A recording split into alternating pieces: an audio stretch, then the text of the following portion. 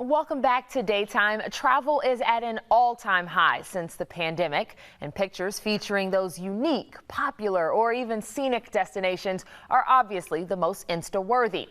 But don't fall into the trap of thinking that you need to travel with a companion, because the TV series called Me, Myself, and the World, The Art of Solo Travel, will empower you to experience beauty outside of your immediate surroundings. And the host, Pamela Holt, has traveled to more than 80 countries by herself, and she says that you can start off with a slew of hidden gems stateside.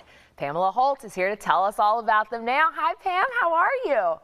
I'm good. Thank you for having me. Thanks. And I know that you just got back in from some of your own travels, so we're getting to visit you in your own home. Thanks for waking up with us. Thank you very much. Yes, I just got back from beautiful Chicago and all of Wisconsin and Michigan.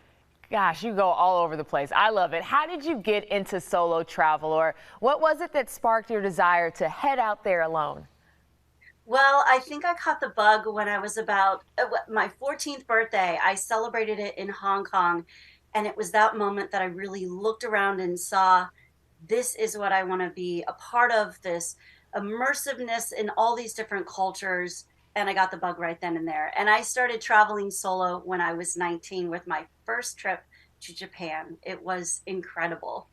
You wasted no time in getting those stamps on your passport.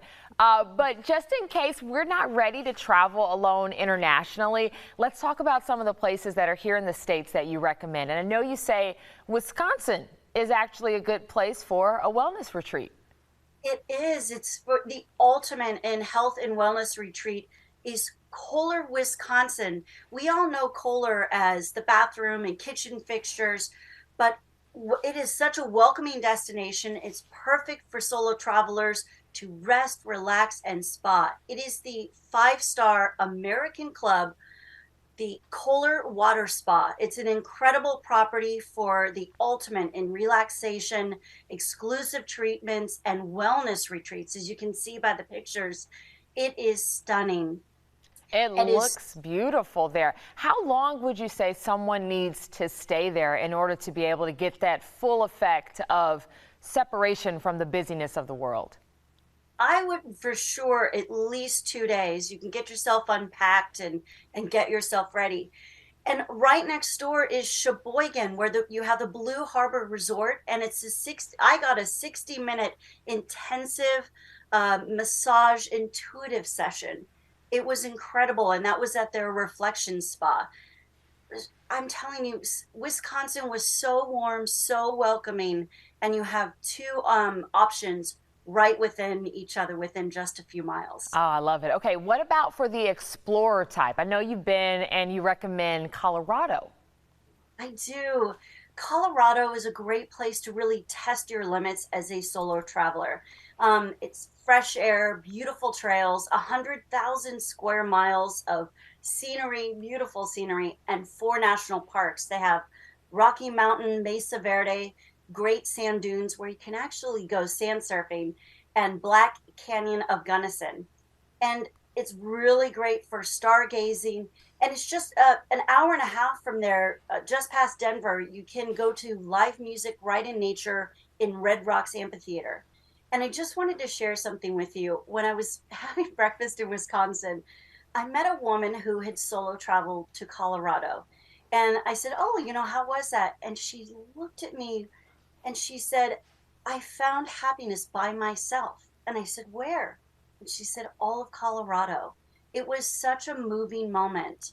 And I thought it was really important to include that here this morning. That's awesome. And I've been to a music venue of Red Rocks, and I definitely would support anyone going to check that out. Also, for folks like myself that maybe enjoy some adventure paired with a good glass of wine, talk to me about some of your favorite destinations for that kind of traveling. Yes, for adventure, wine tasting, and incredible food, I recommend the San Ynez Six, better known as the San Ynez Valley. This is six interconnected towns from Ballard, Buellton, Los Olivos, San Ynez, Solvang, and Los Alamos. It's old world to old west. They have Michelin style rated restaurants, boundless wineries and tasting rooms, antiques, shopping. They have saloons from the 1800s and so much more. And here's something really fun. If you're considering traveling in September, they have an event called the San Ynez Six.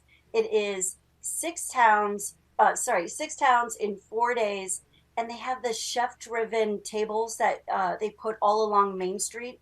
It's literally like you're in a movie having dinner on Main Street with all your newfound friends. And what a great place for solo travelers to kind of share some of their interests with other solo travelers and couples alike.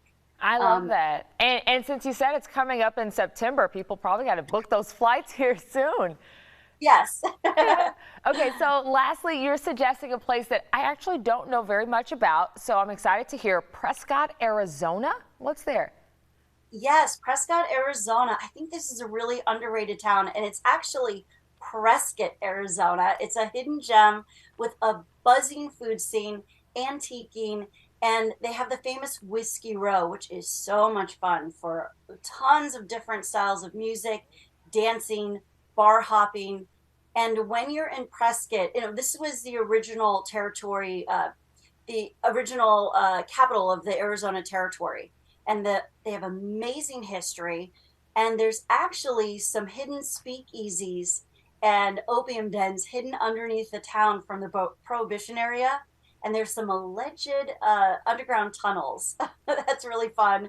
They have haunted tours, and of course, Prescott Frontier Days, which dates back to 1888. They have never. This is the longest running rodeo in the whole world. They've never missed a year, and you'll see a lot of really fun like cowboy competitions and steer riding, bull riding, or steer wrestling and bull riding. Some really fun activities up there. As you can see, I stayed in an amazing Airbnb. It looks like a lot of fun, and I know part of the joy of getting to solo travel is you can explore these places by yourself without worrying, does your partner or does the group also want to join in looking for these little hidden gems like the speakeasies that you mentioned. Pamela Holt, thanks so much for talking with us today. Thank you very much. Thanks for having me, Farron. Thanks. All right. And you can stream episodes of her show, Me, Myself, and the World on Amazon Freevee. And you can get more travel inspo on her Instagram page at @ThePamelaHolt.